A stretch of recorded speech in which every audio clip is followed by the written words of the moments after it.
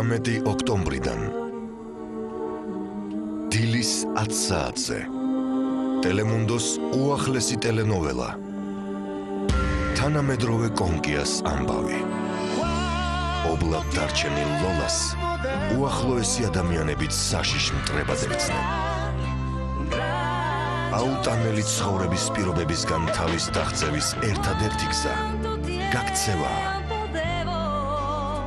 გადარჩენის ერთადერთი შანსი